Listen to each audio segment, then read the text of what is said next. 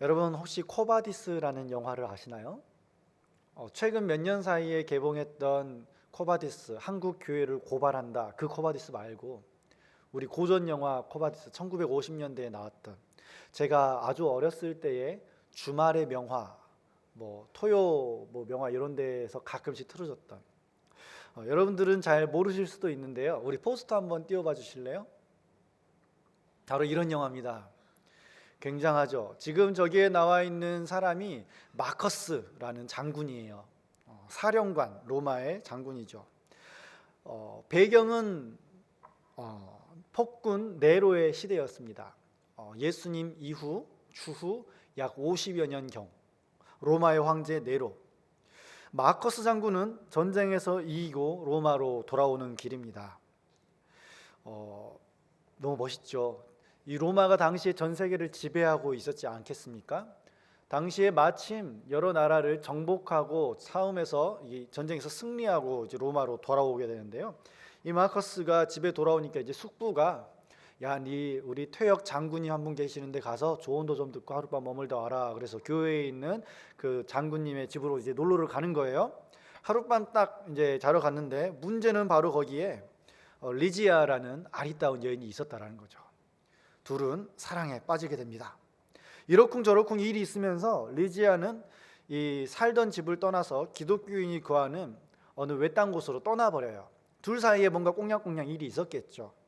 우리 상남자 마커스 포기하지 않고 끝까지 그녀를 쫓아갑니다. 기독교인인 리지아에게 사랑을 고백을 하는데요, 리지아는 나는 예수를 믿는 이 신앙을 포기할 수 없다 라고 얘기하니까, 역시 멋있는 상남자 마커스, 그럼 나도 예수 믿겠다 이러면서 느닷없이 기독교인이 됩니다. 근데 이야기는 해피엔딩으로 딱 끝났으면 좋겠는데 예측 못할 방향으로 넘어가요. 네로 황제 때에 로마에 있었던 굉장한 엄청난 사건이 있었죠. 뭐였죠? 불이 나잖아요. 도시를 뒤덮은 거대한 불이 납니다. 이때 우리의 또라이 네로는 급하게 한참 이렇게 환갑 파티를 벌이고 있었죠. 근데 급하게 로마로 돌아와 가지고 어떻게 했죠? 혹시 유명한 장면이에요. 발코니에 서서 불에 덮인 로마를 바라보면서 더 불을 질러라라고 그래요. 그리고 그 불을 지르고 사람들이 타 죽어가는 광경을 보면서 시를 써요. 그러면서 새로운 로마를 재건할 구상을 하고 있는 거죠. 싹 불태워버리고 싶었던 거예요. 그리고 이제 이 화재가 딱 지나가자마자 이런 소문을 퍼뜨리기 시작하죠. 이거는 기독교인들의 짓이다. 이 기독교인들은 아주 악랄하다. 막 서로 핏째 살을 뜯어 먹는다더라 이러면서 예수님의 그 성찬식을 막 자기들 마음대로. 그리고 사람들은 기독교인들을 잡아다가 죽이려고 준비하기 시작합니다. 여기에서 그 굉장히 유명한 장면이 나와요. 어떤 장면?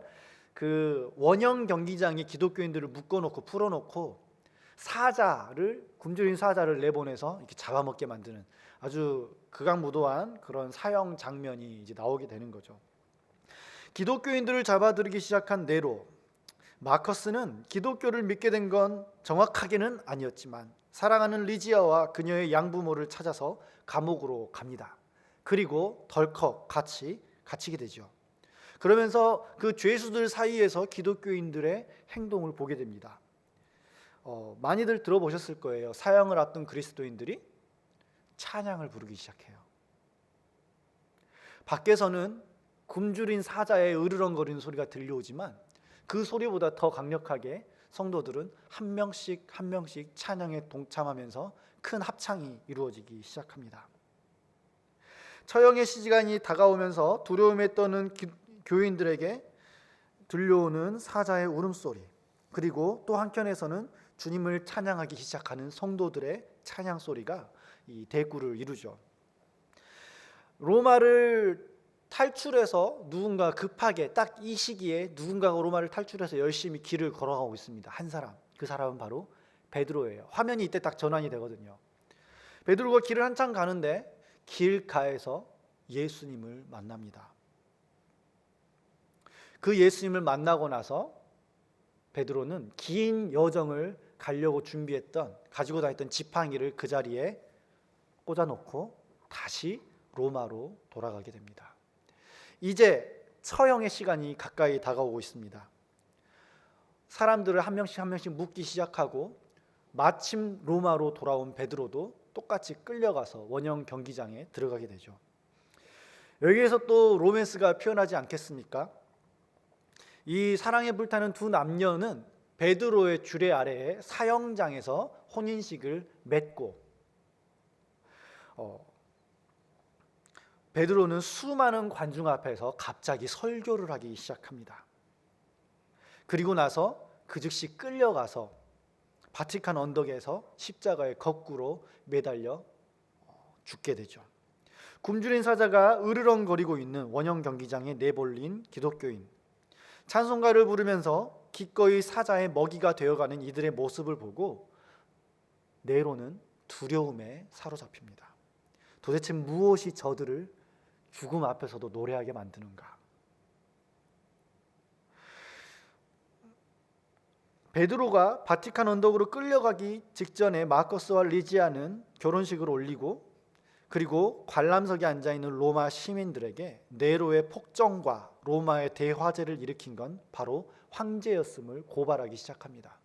느닷없이 원형 경기장 안에서 얼마 전에 승전가를 울리면서 돌아왔던 로마의 어느 한 사령관이 나타나가지고 떠들기 시작하는 거예요. 저 사람이 바로 화재를 일으키기 시작했다. 그렇게 이야기는 마지막 반전을 향해서 갑니다. 시민들의 웅성거림 속에서 마커스는 토스카나 지방에서 걸기하여서 로마로 들어오고 있는 갈바 장군의 소식을 또한 관중에게 전합니다. 지금 갈바 장군이 로마를 향해서 돌아오고 있습니다. 여러분, 누구를 처단하러? 바로 저 네로를 처단하러. 시민들은 네로의 궁전으로 몰려가고 네로는 자살을 택하게 되죠. 그렇게 극적으로 사자의 입에서 구원받은 리지아와 마커스는 여행을 떠나게 됩니다. 로마를 떠나던 길에 이 두 사람과 이 대지하를 지켰던 한 하인, 그 사람의 모습이 이렇게 딱 클로즈업 되면서 그 옆에 있는 어느 자그마한 나무가지 하나의 화면이 멈춥니다. 무엇이 나타났을까요? 베드로가 로마로 되돌리면서 꼽아놨던 지팡이에 싹이 나 있는 장면으로 영화는 마무리가 되게 되죠. 워낙 유명한 영화죠. 배너 및 몇 가지 영화와 함께 당시에 기독교 영화로서 한 5가지 정도가 나왔는데 이제 명작으로 꼽히고 있는 영화입니다. 쿼바디스 도미네, 주여 어디로 가시나이까. 이 영화가 어쩌면 오늘 제가 전하려는 이 메시지를 정확하게 담고 있는 이야기가 되지 않을까라는 생각을 해보면서 여러분들이 모르시겠지만 저도 어린 기억에 봤지 정확하게 모든 내용을 기억하지 못하지만 여러분들과 함께 내용을 나눠봤습니다. 주님 어디로 가시나요? 여러분, 우리는 주님이 가시는 길에 대해서 혹시 관심이 있습니까?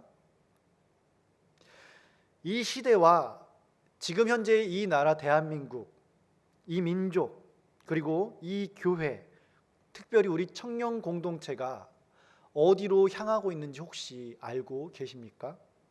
주님으로부터 듣고 함께 가고 계십니까? 주님은 우리가 어디로 가는지 정말 관심이 많으십니다. 왜냐하면 주님은 나를 사랑하시니까요. 어디로 가든지 무엇을 하든지 누구와 함께 하는지 정말 관심이 많습니다. 마치 사랑하는 여인을 찾아서 그 외딴 지역, 소외받고 외딴 지역에 살았던 기독교인들 공동체를 향해서 떠났던 마커스처럼, 심지어 주님은 내가 주님을 오늘 실망시키고 거절하고 주님을 미워하는 바로 그 순간에서조차 내 곁을 떠나지 않은 채 나를 살펴보고 계십니다. 오늘 말씀은 바로 그 사랑의 이야기, 주님이 어디로 가시는지 궁금한 이들에게 주님께서 주시는 메시지입니다. 우리 13장을 1절 말씀부터 한번 보도록 하겠습니다. 지금 큐티가 한참 또 진행 중이죠. 1절 말씀 다 같이 13장 1절 말씀 읽겠습니다. 시작. 유월절 전에 예수께서 자기가 세상을 떠나 아버지께로 돌아가실 때가 이른 줄 아시고 세상에 있는 자기 사람들을 사랑하시되 끝까지 사랑하시니라. 아멘. 저는 이 말씀을 볼 때마다 늘 가슴이 뜁니다. 주님이 사랑하시되 어떻게 사랑하셨다? 끝까지 사랑하셨다.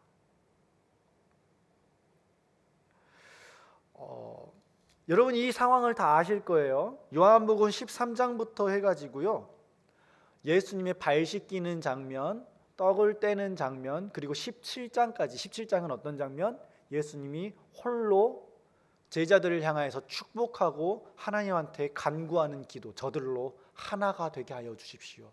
주님께서 아버지께서 나를 영화롭게 하신 것 같이 얘네들도 영화롭게 하여 주시옵소서. 이런 기도를 17장에 하시고 18장에 십자가로 잡혀서 가시죠. 바로 그 시작점이 바로 13장이에요.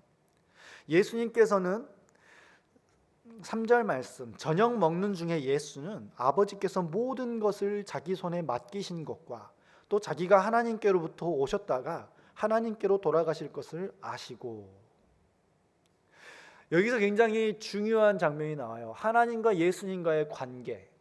어떤 관계죠? 하나님은 예수님이 모든 것을 원하는 대로 할 수 있도록 열어두셨어요. 여러분 보십시오. 아버지께서 모든 것을 자기 손에 맡기신 것, 이것을 예수님은 첫 번째 아셨어요. 예수님이 원하고자 하시면 십자가 안 지셔도 돼요. 예수님이 원하고자 하시면 하나님이셨지만 인간으로 오신 예수님께서 자기에게 성령님의 도움을 받지 않고도, 예수님은 평생 성령님의 능력으로 사셨잖아요. 근데 그 성령님의 도움을 받지 않고도 스스로 하나님이신 스스로의 능력으로 일을 하실 수도 있었어요, 원하고자 한다면. 그런데 하나님이 예수님을 어떻게 신뢰했냐면은 원하는 대로 다 놔두세요. 그리고 예수님께서는 어떻게 하나님을 신뢰하셨죠? 겟세마나의 기도에서 혹시 보셨나요? 나의 원대로 하지 마옵시고 아버지의 원대로 하옵소서. 이것을 조금 제가 처음에 던졌던 화두로 바꿔본다면은, 하나님께서는 예수님께서 어떤 길로 가시는지 굉장히 관심 있게 바라보시고 응원하시고 기다리시고 지켜보시고 성령님을 통해서 말씀하시고 인도하시는 모습이에요. 그리고 예수님한테 다 맡기시죠. 또 예수님은요, 일이 좀 잘 풀리려고 그러면, 좀 잘 될만 하면은, 신나는 일이 벌어질만 하면 어떻게 해요? 산으로 기도하러 가시고 밤새 기도하러 가시고 제자들 먼저 보내버리고 혼자 또 기도하시고 제자들이랑 같이 또 변화산에 올라가지고 또 같이 기도하시고, 꾸준한 기도함 가운데 말씀 가운데 하나님의 뜻을 찾아가잖아요. 나의 원대로 안 하고 싶어서.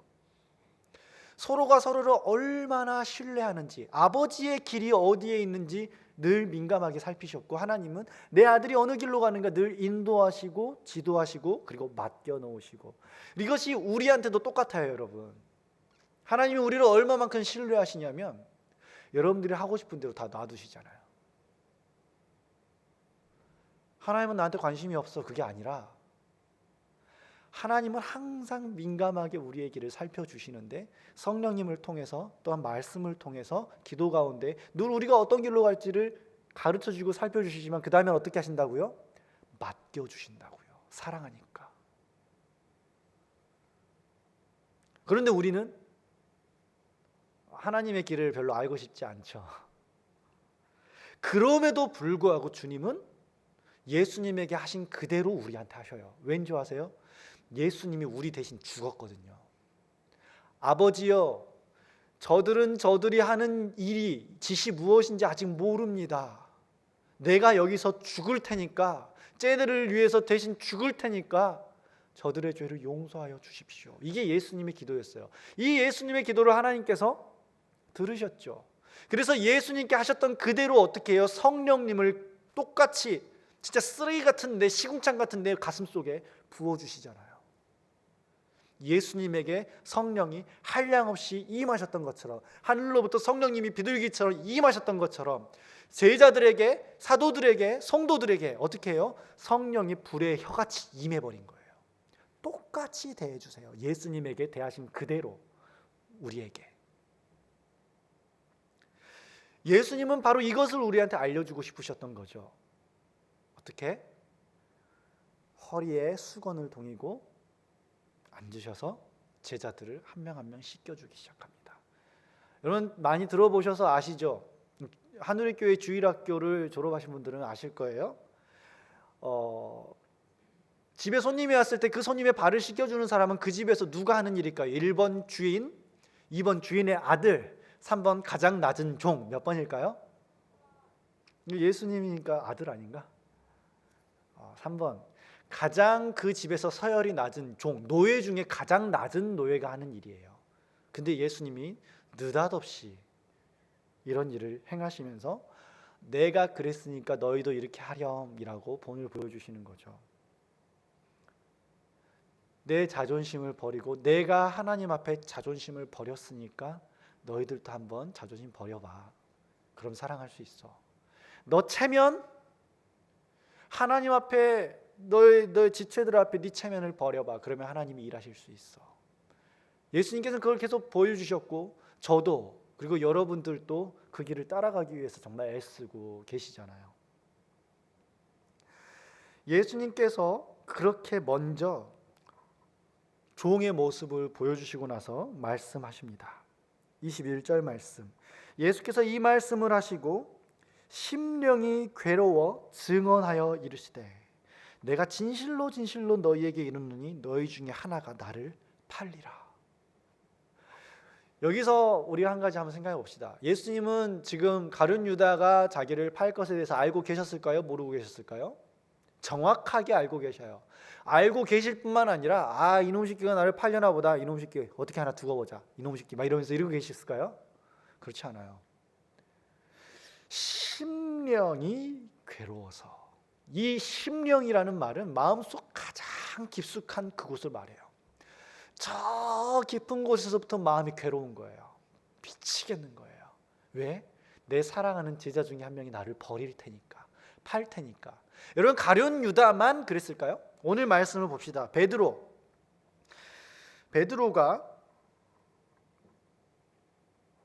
예수님께 내가 주를 위하여 내 목숨을 버리겠나이다. 37절 말씀. 그래서 예수님이 뭐라 그러죠? 너가 닭 울기 전에 3번 나를 부인할 것이다. 여러분 예수를 배신한 사람은 가룟 유다뿐만이 아니었습니다. 예수를 부인한 사람은 베드로뿐만이 아니었어요. 모든 제자가 그랬어요. 놀랍게도 모든 제자가. 예수님께서는 그걸 아셨어요. 한 놈도 내 곁에 안 남을 거라는 걸 아셨다고요. 그런데 지금 이 장면을 한번 보십시오. 예수님 다 알고 계세요. 마음속 가장 깊은 곳에서부터 고통이 몰려옵니다. 그 고통은 어떤 고통? 이놈들이 날 배신할 것에 대한 고통? 아니죠. 이 사람들이 나로부터 떨어져서 죄를 따라서 혹은 참된 빛을 돌아서서 어둠을 향해서 걸어갈 바로 그것을 생각하시니까 너무 가슴이 미어지는 거예요. 그렇지만 예수님께서는 어떻게 하셨죠? 그들의 발을 한 명 한 명 씻어주십니다. 가룟 유다의 발도 씻기셨을까요? 예, 자기를 팔러 대제사장들에게로 갈 그 발을 씻기셔요. 또 베드로의 발을 씻기셨을까요? 베드로 굉장한 사람이죠. 주님 절대 내 발은 못 씻깁니다. 어떻게 주님이 감히 나에게, 감히 제가 주님께 네 발을 안 씻기면 넌 나랑 아무 상관이 없어. 그러니까 베드로가 어떻게 하죠? 갑자기 돌변해서 그러면 나를 목욕시켜 주십시오. 너무 주님하고 관련이 있고 싶으니까, 주님을 향한 갈망이 엄청나니까 발만 씻으면 돼. 앉아 진정해. 그러면서 발을 씻깁니다. 자기를 저주하면서 부인할 그 제자의 발. 그리고 떡을 떼서 줍니다. 먹어 힘내야지. 마셔. 너희를 향한 나의 사랑이야. 이 떡이 찢어지는 것처럼 내 가슴이 찢어지지만 그러나 찢겨져야 너희에게로 갈 수 있기 때문에 이 떡을 너에게 줄게. 떡을 하나 찢어가지고 제자들한테 건네줍니다. 제자들은 아무것도 모르죠. 지금 이 상황이 어떤 상황인 줄 아세요? 예수님하고 제자들하고 얼마나 상반된 마음을 가지고 있냐면, 예수님은 애들이 날 다 배신할 걸 알고 그 고통의 마음이 찢어지고 있는데, 제자들은 지금 뭘 생각하고 있는지 아세요? 이번 명절에 예루살렘으로 들어왔어요. 지금 이번 명절에 사람들이 예수님을 맞이하고 있는 장면 혹시 보셨나요? 호산나 호산나 그러면서 어린 나귀를 타고 성에 들어오신 예수님을 막 맞이하잖아요. 막 야, 이번 명절에 진짜 무슨 일이 있을 것만 같다. 그동안 예수님이 자꾸 조용히 다니셨는데, 그리고 바리새인들, 유대 지도자들이 예수를 죽이려고 하는 이 시점에서 예수님도 아마 가만히 계시지는 않으실 거야. 야, 어쩌면 이번이 바로 그 거사의 날일지도 몰라. 나는 국무장관이 알지? 탐내지 마. 그러면서 자기들끼리 수군수군 하고 있었을지도 몰라요. 예수님이 수건을 동이고 갑자기 낮아지는 모습을 보였을 때, 아이고 이 예수 선생님 또 이벤트 하시네 또 이러면서 속으로 알았어요 예수님, 겸손의 왕이신 주님, 알았어요 우리도 따라갈게요 그러면서 속으로 이번 명절 뭔가 있다라고 생각을 했을지 몰라요. 가룟 유다의 마음은 어땠을까요? 정말 이번 명절에 제대로 된 무슨 일이 있을 줄 알았는데 예수님이 느닷없이 하는 짓이 뭐예요? 가장 비천한 종이 하는 짓을 하고 있는 거예요. 허리에 수건을 동이고 제자리에 발을 씻기니까. 가룟 유다의 마음은, 가룟 유다는 열심당원이었어요. 이스라엘의 여러 가지 사안들 가운데에 이스라엘을 독립시킬 지도자를 원했던, 마치 우리나라 일제 치하 강점기로 말하면 어쩌면은 그 독립투사 같은 사람이었죠.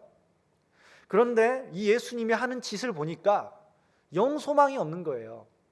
이딴 식으로 해서는 이 나라를 로마로부터 구원할 수 없는데, 가룟 유다는 지금 소문에 대해서 빠삭하게 알고 있어요. 대제사장들과 유대 지도자들이 로마의 눈치 때문에, 그렇죠? 많은 백성들이 모이면 반란이 일어나면은 유대는 망하니까 예수를 빨리 잡아 죽일 생각으로 가득 차 있다는 걸 가룟 유다는 알고 있어요. 어떻게 알 수 있죠? 그 대제사장들에게 찾아가서 은화 30냥을 받고 예수를 팔아버리는 장면을 보고 알 수 있잖아요. 벌써 알고 있는 거예요. 그리고 마지막으로 정내미가 떨어지죠. 이 예수라는 인간 도저히 안 되겠다. 이래서는 소망이 없다. 우리 앞에 왔던 수많은 선지자들이 죽임을 당하고 이스라엘이 고통을 받았던 전철을 똑같이 반복하겠구나. 저마다 생각이 다 달라요. 자기의 길이 다 달라요. 예수님이 어디로 가는지, 예수님의 길에 대해서는 관심이 없어요. 오로지 무엇에 관심이 있어요? 내가 취할 영광, 내가 차지할 자리, 내가 먹고 살 국리. 우리 예수님은 근데 이들의 마음을 깊이 아셨어요. 아까도 얘기했죠. 예수님은 우리가 어떤 길로 가는지 늘 관심이 많으시다고요. 그것을 막지 못할 걸 아시고 끝까지 가룟 유다를 붙잡아 보지만 가룟 유다는 떠나고 제자들에게 마저 떡을 베풀기 시작합니다.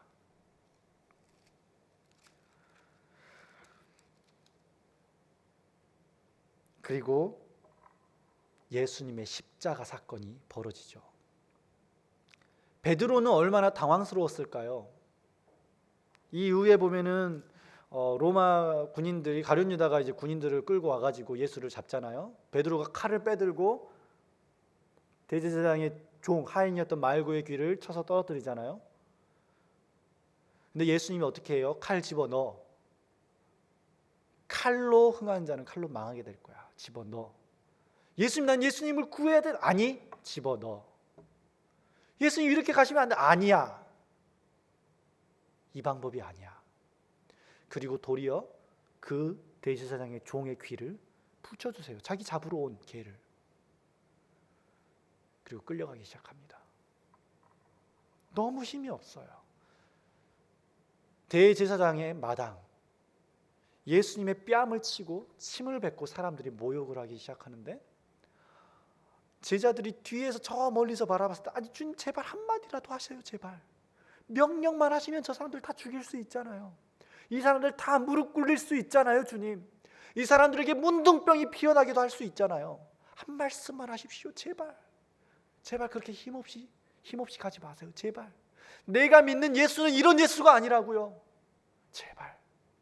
근데 예수님은 끝까지 어린 양처럼 바보같이 멍청이같이 십자가로 가버려요.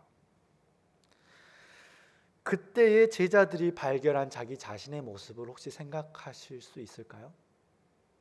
십자가에 달린 예수를 바라본 제자들, 자기들이 추구했던 모든 길이 끊겨버렸음을 발견한 바로 그 시점. 여러분, 우리는 인생을 살아가다 보면 언젠가는 나를 발견하는 시간이 찾아옵니다. 무슨 말이냐고요? 그 나를 발견하는 순간을 우리는 모두 알아요. 왜냐하면 그 나, 안식이가 안식이를 어느 날 발견을 해요. 왜 발견할까요? 언제나 나는 나였는데. 내가 발견한 그 안식이는 내가 원했던 안식이가 아니었거든요. 어느 날 내 인생에 발견한 나, 근데 그 나는 내가 꿈꾸고 바랬던 내가 아닌 거예요.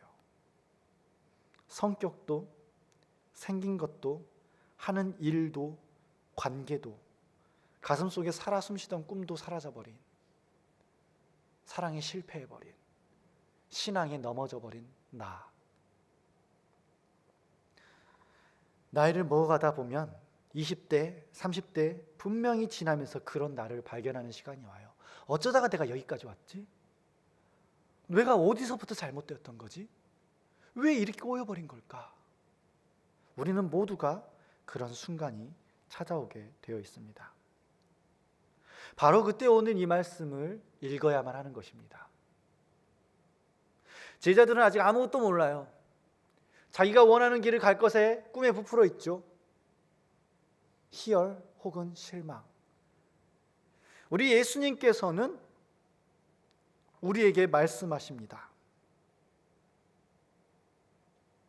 오랜 시간 눌리고 어려움에 고통당하며 지긋지긋한 인생, 스펙에 쩔고 젊음을 착취하는 시대 가운데 피곤하고 직장에서도 미래가 쉽게 보이지도 않고 수도 없이 이직을 꿈꾸며 수도 없이 내가 꿈꾸는 그 일을 바라보며 그러나 나는 오늘도 왜 이렇게 살아가야 하는가? 내가 원하는 대학에 가지 못하여서 정말 수준 떨어지고 말도 안 되는 애들이랑 같이 수업을 들어야만 하는 그때, 내가 꿈꿨던 그 전공은 넘볼 수도 없고 나는 또다시 재수 삼수의 길로 발걸음을 돌려야 되는 바로 그 순간, 그리고 잘 살아가는 줄 알았는데 세상살이에 어느 날 지치고 보니까 꿈도 의지도 사라져버린 내 젊음을 바라봤을 때, 혹은 더 이상 누구도 사랑하기 싫을 만큼의 마음의 시련의 상처를 간직하고 그저 멍하게 하루하루를 보내는 바로 그때, 우리는 거울 속에 내가 생각하지 못했던 또 다른 나를 발견하게 된다는 것입니다. 바로 그때 주님께서 말씀하십니다. 얘야, 너가 꿈꿨던 그 길 말고 이제 내가 너를 디자인했던 그 길을 한번 찾아보지 않을래? 주님이 나한테 주신 꿈이 무엇인지를 내가 이토록 고민했고 찾았고 소원했고, 그래서 주님 교회에 나와서 맨날 헌신했고 찬양했고 그렇게 열심히 예배도 다니고 신앙생활하고 길까지 따라왔는데 주님 이제 와서 그게 무슨 소리세요? 아니야. 너가 꿈꾸는 길 말고 내가 너에게 디자인해 준 너의 모습, 내가 너에게 허락해 준 너의 길, 그 길을 한번 가보지 않을래? 그래서 주님 어떤 직업인데요? 그래서 주님 어떤 남자인데요? 어떤 여잔데요? 그래서 주님 어떤 대학인데요? 어떤 전공인데요? 아니, 그 길 말고 내가 너한테 진짜 주고 싶어하는 그 길을 한번 봐볼래? 주님 못 알아먹는 소리 그만 좀 하세요. 세상이 어느 시대인데. 그러나 주님은 묵묵히 크리스찬 청년들에게 질문을 던지십니다. 내가 가는 그 길 궁금하지 않니? 주님은 어디로 가시는가? 두려움이 없는 곳, 아픔이 없는 곳, 상처가 없는 곳, 평탄한 길? 아니죠. 주님은 우리를 이끌어 가시는데 굉장히 단순해요. 예수님이 이 땅에 오실 때 임마누엘의 뜻이 무슨 뜻인 줄 아세요? 임마누엘? 하나님이 그의 백성과 함께 하신다. 예수님이 우리를 이끄시는 길은 예수님과 함께 할 수 있는 길이에요. 굉장히 말장난 같죠? 왜? 너무 쉬우니까.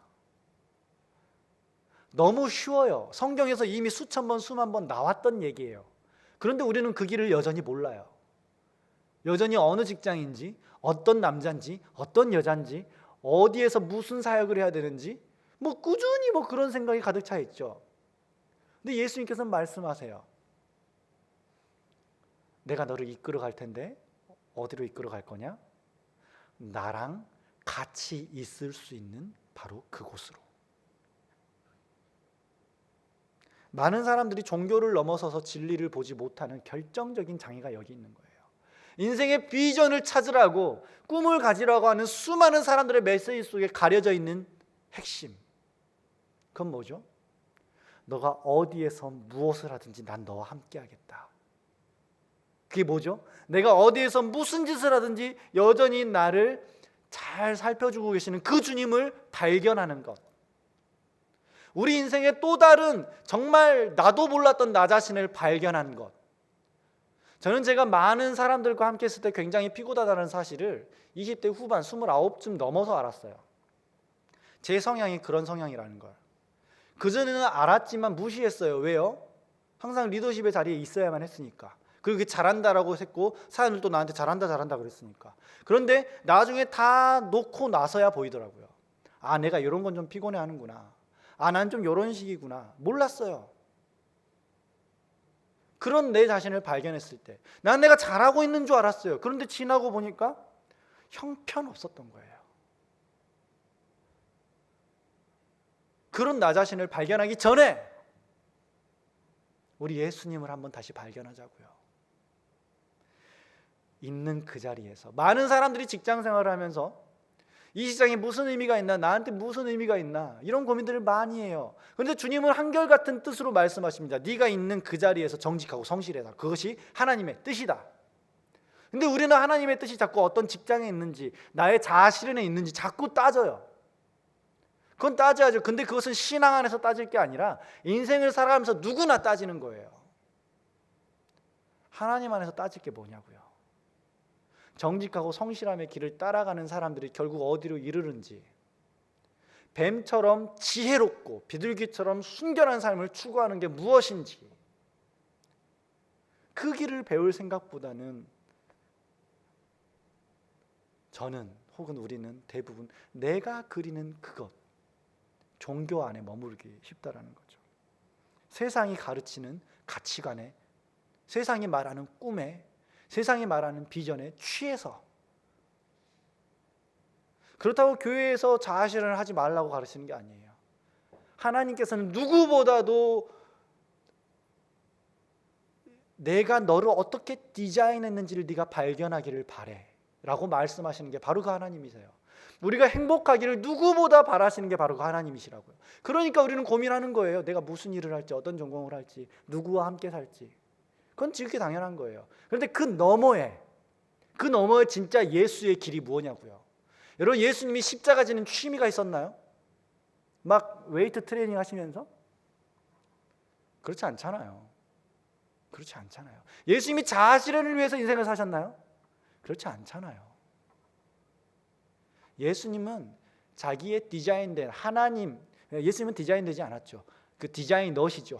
하나님 그분이시니까 그분에 합당한 삶을 그저 사셨어요. 그리고 우리에게 말씀하시는 거예요. 너의 디자인대로 한번 살아봐라. 그런데 그 길 이면에 내가 가는 길, 즉 어떤 길? 너와 함께 있고 싶어하는 바로 그 길을 가자 이거예요. 예수님이 원하는 건 굉장히 단순해요. 너무 단순해서 사람들이 믿지를 못해요. 어떤 것? 예수님하고 하루하루 교제하면서 사는 삶, 그게 전부라고요. 놀랍게도 그 전부인 삶 가운데 고민하라고요. 그 젊고인 삶 가운데에 아파하시라고요. 안 아프고 고민 없고 착착 문제가 해결되고 그게 아니라니까요. 예수님과 함께 그 고민 앞에 그냥 머무르고 울자고요. 어차피 우리 인생은요, 예수님 믿는다 그래서 안 믿는다 그래서 고통을 피하거나 시행착오를 바꾸거나 그럴 일이 별로 없어요. 얼마 전에 제가 들은 얘기입니다. 한 형제가 회사를 다닐 때에 자기 회사 대표님이 이 자식들이 이렇게 하도 속을 새기니까 이 사춘기 때 대학교 그 교육학 교수를 만나가지고 상담을 한번 했대요. 내 자식이 지금 이런 상황인데 이거 어떻게 해야 되냐요. 그러니까 그 교수가 이런 얘기를 했다고 그러죠. 대표님 걱정하지 마십시오. 아이들에게는 지랄 만족의 법칙이 있습니다. 그게 무엇인가? 충분히 지랄하고 나서야 진정이 되는, 방황도 충분히 하고 나서야 이게 내 길이구나 하고 딱 변화되는 바로 그 순간이 언젠가는 온다라는 거예요. 그때까지는 백날 얘기해도 안 들어요. 그때까지는 백날 얘기해도 또 그 짓을 반복해요. 그 지랄이 충만하게 찼을 때 정신 차리게 된다. 걱정하지 마십시오. 우리 인생도 마찬가지인 것 같아요. 신앙생활 하다 보면 충만하게 방황하죠. 사역자된 입장에서는, 혹은 여러분들 중에서 리더나 선배된 입장에서는 그걸 어떻게든 막아보고 싶을 거예요.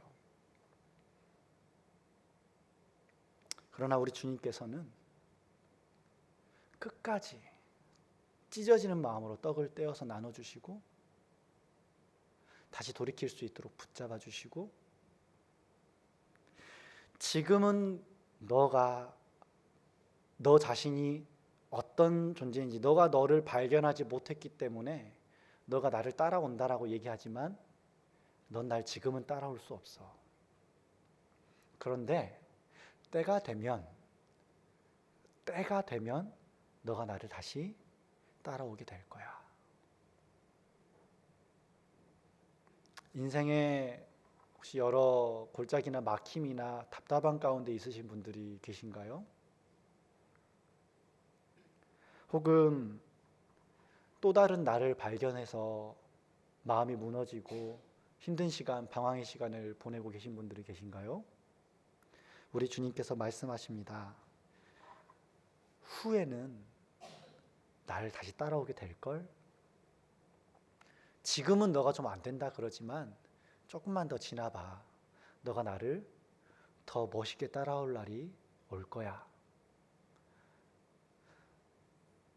주님이 저한테 주시는 말씀이고, 인내성이 없고 조바심 많고 늘 부족함 많은 사역자인 제가 청년들에게 가져야 될 마음이라고 가르쳐 주시고, 또한 우리 가운데에서 내 옆에 있는 지체, 또 다른 방황 가운데에 삶의 걸음을 한 걸음 한 걸음 힘겹게 옮겨가고 있는 내 지체들에게 여러분들이 해 주어야 할 그 말, 분명히 다시 너는 주님을 따라가게 될 거야. 그리고 예수님이 이것을 그냥 그러니까 그저 던지는 말처럼 툭 던지고 그냥 룰루랄라 그러면 자기 가셨을까요? 아니요. 따라올 수 있도록 본인이 직접 길을 열어버리셨어요. 십자가로. 우리도 마찬가지죠. 우리도 내 옆에 있는 지체들이 혹은 상대방이 누군가가 다시 주님을 따라갈 수 있도록 길을 열어줘야 되는데 누가 열어줄까요? 예수님이 십자가 지심으로 그 길을 열으셨다면, 십자가는 어떤 거죠? 자기 자신, 자기 체면, 하나님이신데도 가장 종으로 낮아졌잖아요. 자기 자존심 다 버리는 바로 그 자리. 초청합니다. 우리 그 자리로 갑시다. 내 옆에 있는 그 사람이, 혹은 아직 교회로 돌아오지 못하고 있는 그 사람이 교회로 돌아올 수 있도록, 내 옆에서 어려운 가운데 있는 그 영혼이 다시 주님을 볼 수 있도록 내가 죽어지는 거죠. 힘들어도 또 한 걸음 그렇게 가보는 거예요. 일상생활 속에 그냥 일상 가운데에 주님과 함께 있어 보는 거예요.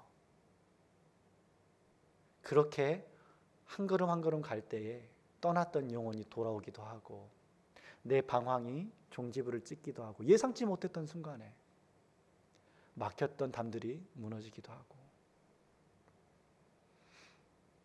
시몬 베드로가 이르되 주여 어디 가시나이까? 주님이 말씀하십니다. 지금은 너가 따라올 수 없지만. 아니요, 나 따라갈 수 있는데요. 에이, 아니야. 조금 있어봐. 너 이렇게 나를 부인할걸? 그래도 괜찮아. 왜? 내가 너를 다시 붙잡아 줄 테니까. 오늘 주님이 말씀하십니다.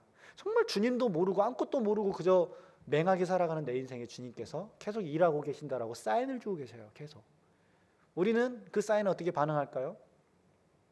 예배도 한번 더 나와보고, 또 사역도 한번 해보고, 교회 쓰레기도 한번 더 주워보고, 화낼 만한 대상한테 한번 더 참아보기도 하고, 도움이 필요하다 그럴 때 같이 가서 노가다도 좀 띄워주고, 교회 행사 때. 그러면서 같이 조금씩 어울려 가는 거예요. 그러면서 조금씩 서로를 인내해주고 가보는 거예요. 10번 화낼 것 중에 한 번만 참아보고, 그렇게 조금씩 주님의 은혜에 반응할 때에 우리 주님께서는 십자가의 영광을 우리에게 허락하실 것입니다. 우리 주님께서 말씀하십니다. 지금은 따라올 수 없어도 후에는 따라오게 될 거야. 내가 그렇게 만들 거야. 왜? 나는 너를 사랑하니까. 왜? 나는 너가 가는 그 길에 굉장한 관심이 있으니까. 같이 가자. 기도하도록 하겠습니다.